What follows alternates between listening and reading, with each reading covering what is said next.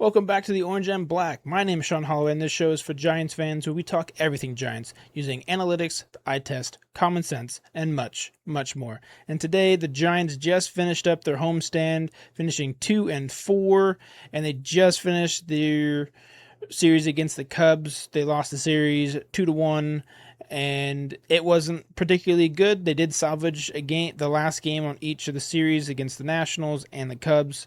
So today is just going to be the series recap of the Cubs. So let's just get right into it. All right, Game 1, not a good game. Giants lost 5-1.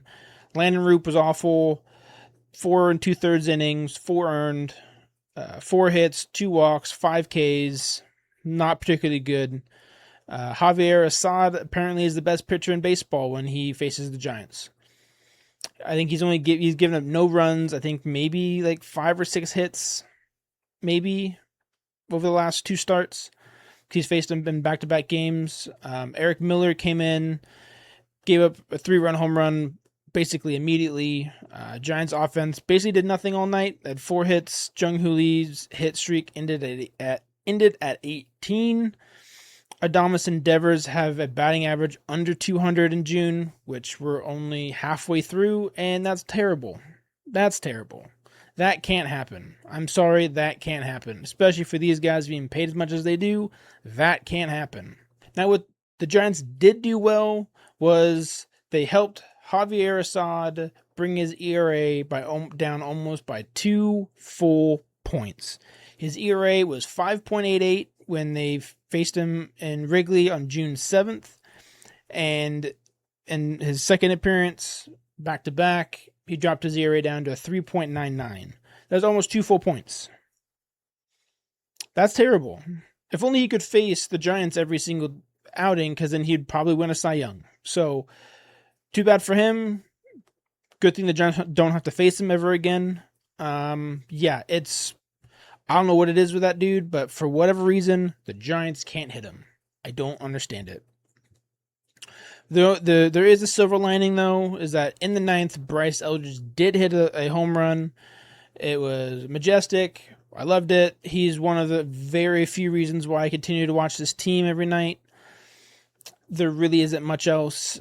Jung Hoo Lee, he's been fun. Matt Chapman as of late, because he's been on a heater, but other than that, it's very far in between.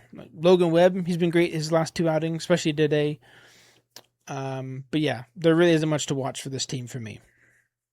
So with that, let's just get into Game 2. Game 2, they lost 6-2. McDonald went 3 2/3, giving up 4 runs. Not a good showing.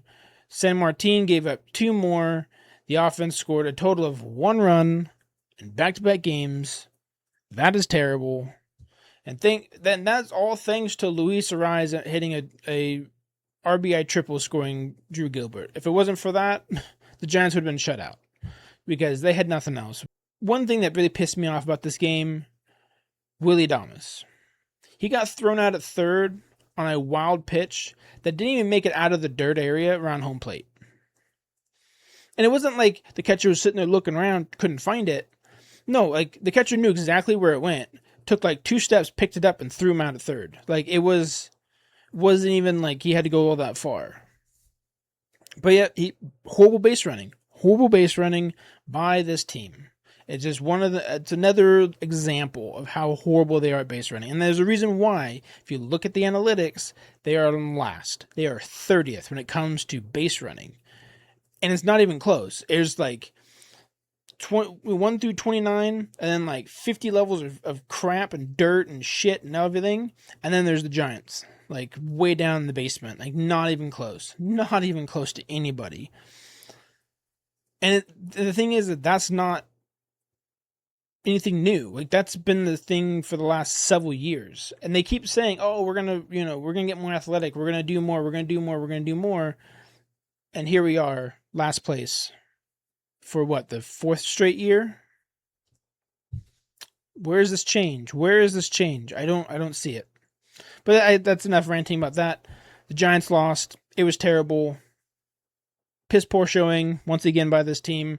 And so going into Game 3, I figured, they're going to get swept. Logan Webb's going to get caned again. Right? He's going to get no run support. He's going to pitch well, get no run support. Giants are going to lose, or something's going to happen in the game where they spiral and then blow it late in the game. Something. Now, fortunately, Game 3, they win. They won 5-1. Thank the Lord. The offense decided to show up today. Logan Webb shoved. He went 8 innings and back-to-back starts, only allowing 1 unearned run thanks to some sloppy defense.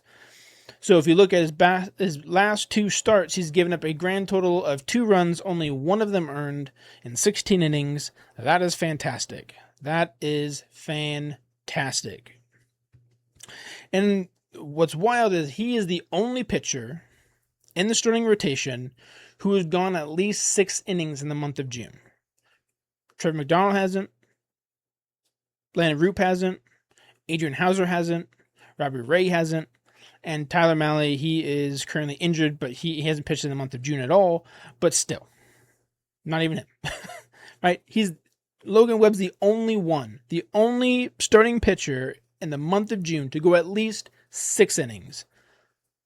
Terrible. Like, there's no words that can even describe how terrible that is. Because now the bullpen's had to throw a ton of innings, which the bullpen's terrible. So, like, you're blowing games, and like, you go into the bullpen early in games where there's a horrible bullpen, and they're blowing games. So, it's you need starting pitching to go at least somewhat deep. Go at least 6 innings. And so the bullpen only has to carry 3 innings rather than, going 4 or 5 innings a game. Like, the thing is, like, they're not even going, some of them are not even going into the 5th inning, right? So, like, Game 2, McDonald only went 3 2/3. Game 1, Landon Roop only went 4 2/3. They're not even making it to the 5th inning in most of these games. Every once in a while they will, but most of the time they're not. So it's like they're putting way too much stress onto the bullpen, which is terrible. Now, Jung-Hoo Lee did have a 2-hit game today. Fantastic. I wish he was still hitting in his hitting streak, but hey, he can start a new one today. And he got 2 hits. Wonderful. Lee scored on a bloop double down the line from Drew Gilbert, and that was luck. That was pure luck. You couldn't have placed it any better. It just hit it in the perfect spot where nobody could catch it, and yeah, wonderful. Sometimes you need luck to win. Chapman, right after that, hit a 2-run laser to center field.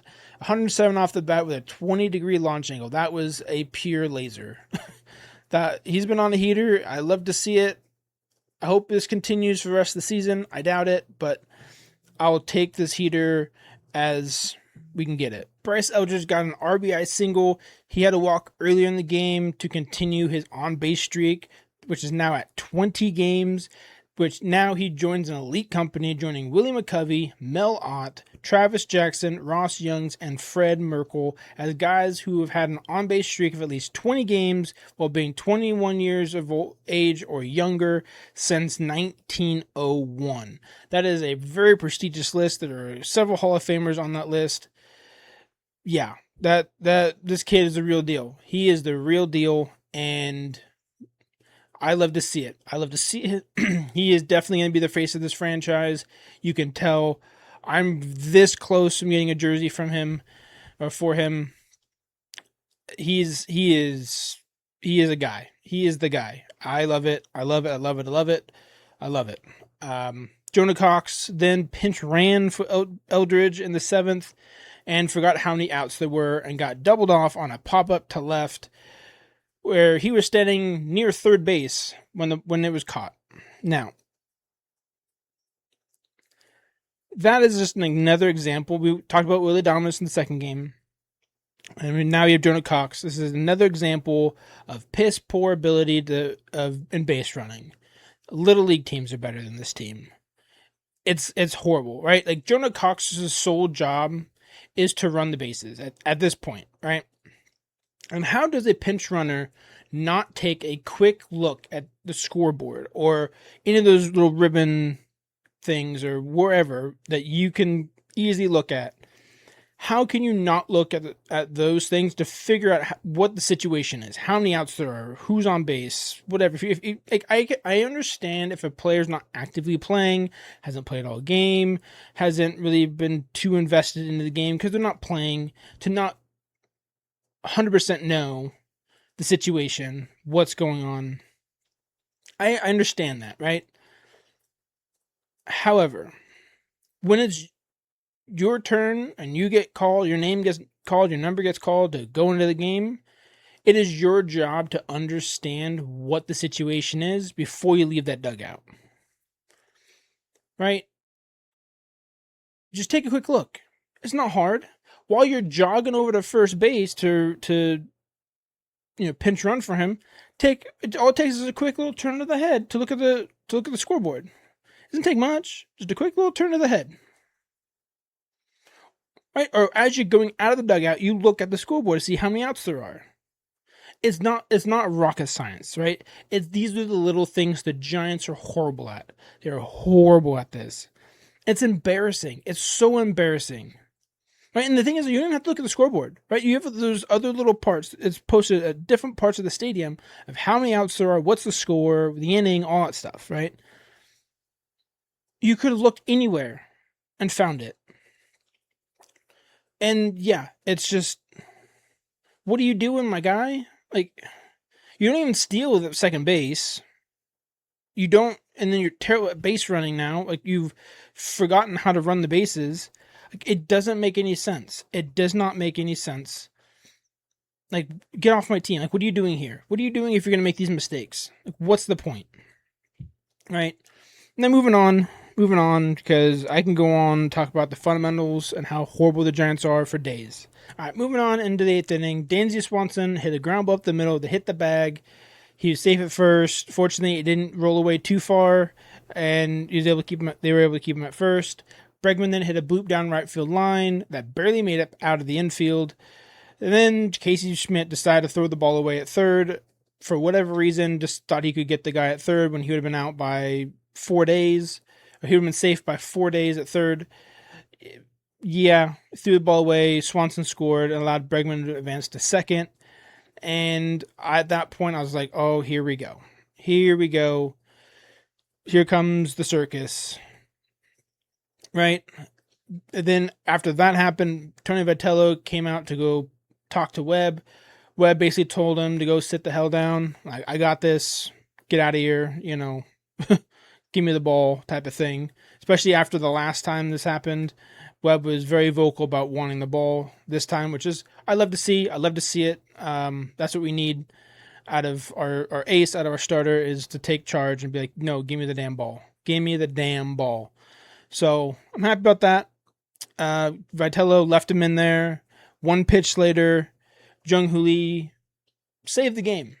Saved the game with a catch, a spectacular catch there in right field, up against the first archway.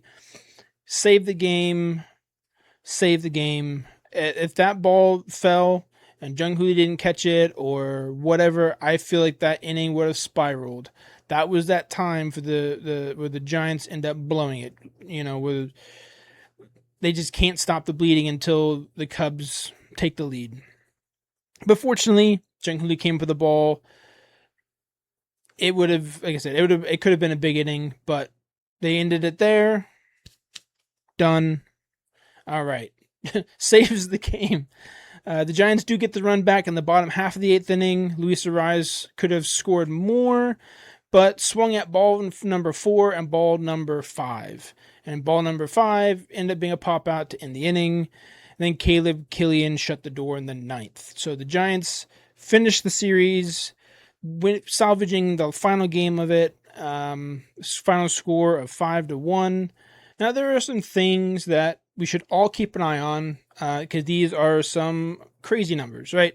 Willie Adames is 1 for his last 28 with 10 strikeouts, and 10 for his last 58 with 16 strikeouts. That is horrible. That is horrible. His one hit for his last 28 was today. He had one hit. He's been horrible. Automatic out. A batting average under 1, obviously. Terrible. Terrible, terrible, terrible, terrible. Defense, terrible. Probably his worst defensive season is this year right now. He's terrible. Not what I signed up for. Yeah, just terrible. Raffy Devers, another part of the big core 3 guys, core 4, core guys for this team, right? He is 4 for his last 26 with 9 strikeouts, and he's 12 for 62 in his last 12 for his last 62 with 23 strikeouts. Horrendous. Sorry if you hear this noise. As you probably saw a little bit earlier, my cat's in here, and she's hyper right now. She's running around. So, yeah. Anyways, moving on. Matt Chapman. He's on a massive heater right now. I love to see it. Granted, it's right now. We saw him for the first 2 months of the season where he was an automatic out. Couldn't do anything. Couldn't hit a home run. Couldn't hit water if he fell out of a boat. He was terrible. But he's on a massive heater right now. You love to see it.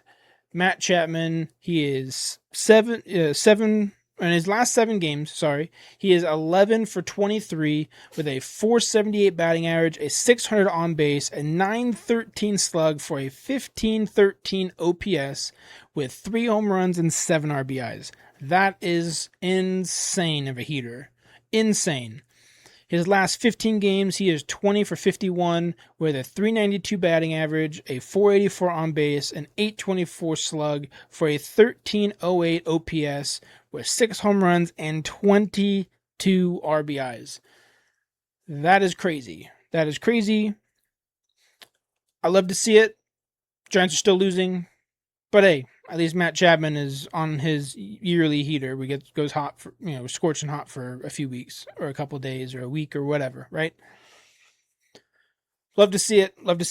Again, another number 2 to think about. No Giants pitcher other than Logan Webb has gone at least 6 innings in the month of June.